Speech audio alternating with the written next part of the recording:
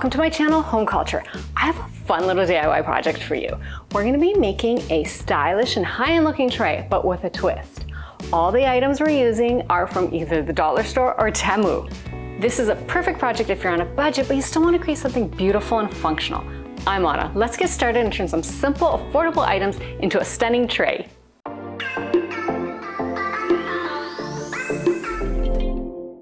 And here are my supplies. A wooden artist panel. So it's just something, it's like a canvas, but made out of wood. And it looks exactly like a tray to me. And then some self-adhesive faux leather. It actually has nice leather texture. I don't know if you can see that on camera. It actually doesn't look bad. And then I have these little feet that I ordered off Temu for the corners of the tray. How cute is that? I have all my supplies together, so I can move on to the first step, which is changing the color of the tray. It is a nice light color wood, but that's not gonna work in the room that I need it in. So I will be staining it, but I wanna first check, I'm not assuming this is gonna be like a nice smooth finish. It is from the dollar store. So I just wanna see where I need to sand it down so I can get a good finish. Like right here. So I just have some 220 and I'm just gonna give it a quick little sand. This wood is really, really soft. I have used it before, but it's really soft. So like if you try to use like a power sander on it, you just melt it away. So just a little bit of light hand sanding.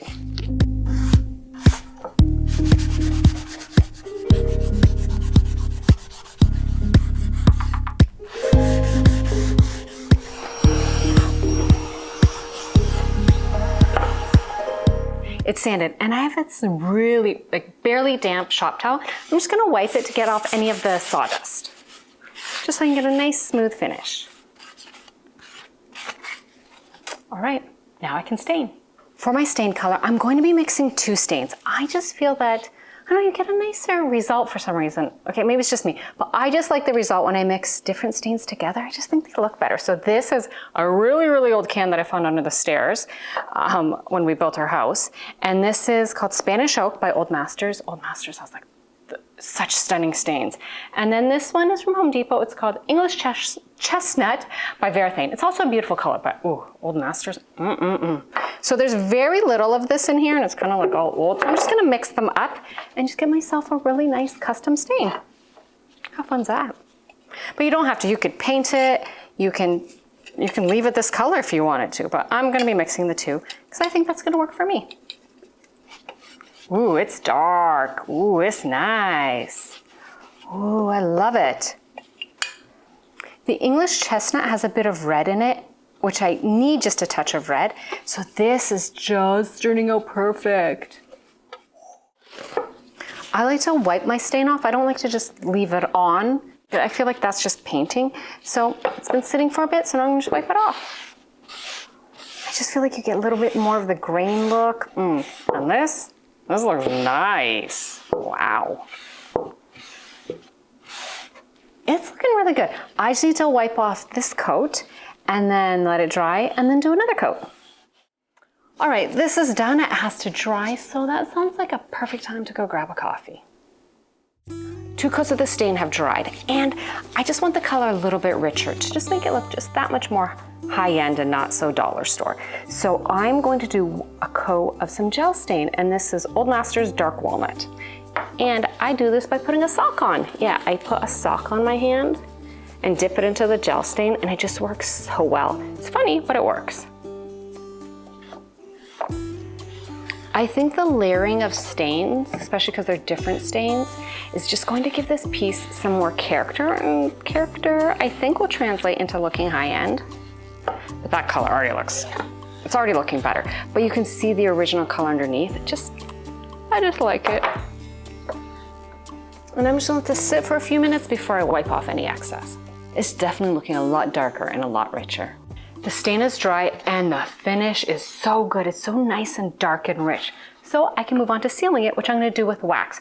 I just like how furniture or wood feels once you finish it with wax. It's just a nice, soft finish. So just a little bit of waxing. I know this isn't a wax brush, but it is so terrible for painting that I'm turning it into a wax brush. This brush is terrible for painting, but it's really good for applying wax.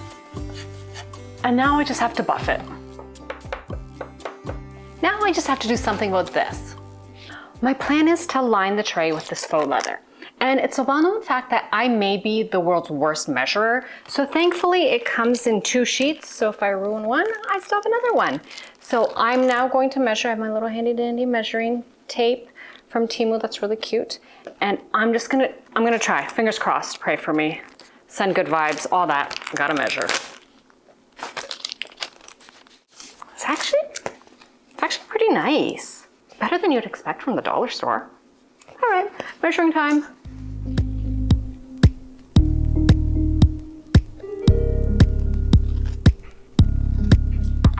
All right, moment of truth. How terrible was my cutting and measuring?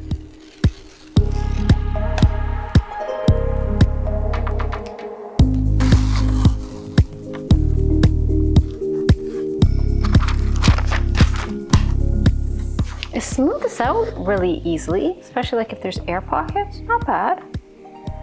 My cutting's still a little bit questionable, measuring, but the material's not bad, especially from the dollar store. The tray's pretty much done, so I can put that aside and focus on the feet. They're really cute, but I don't think the color's perfect. I think it's too, I don't know, it's too whatever the color I don't want. So I got me some Rub and Buff, and I'm just gonna buff them out. This is ebony. I'm just gonna add some to kind of make them a little more black. I mean, this still looks cute on, but for what I want, I think a little more black. So, Rub and Buff time.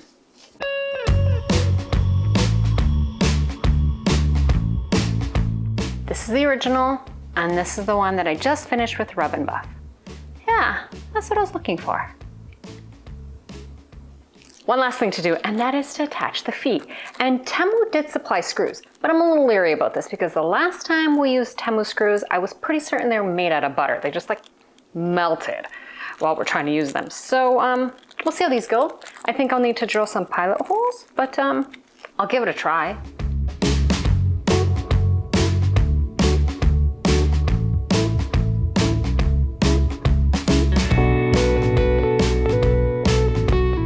The screws worked. They weren't butter. They actually work like screws. And I mean, it helps that this wood is totally soft, but oh, look how good it looks. Does that look great? This doesn't look dollar store at all. Oh, I love it. Kind of has like, I don't know, like Ralph Lauren vibes or something. But, oh, okay. I just have to style it now. I'm so excited. You turned out good.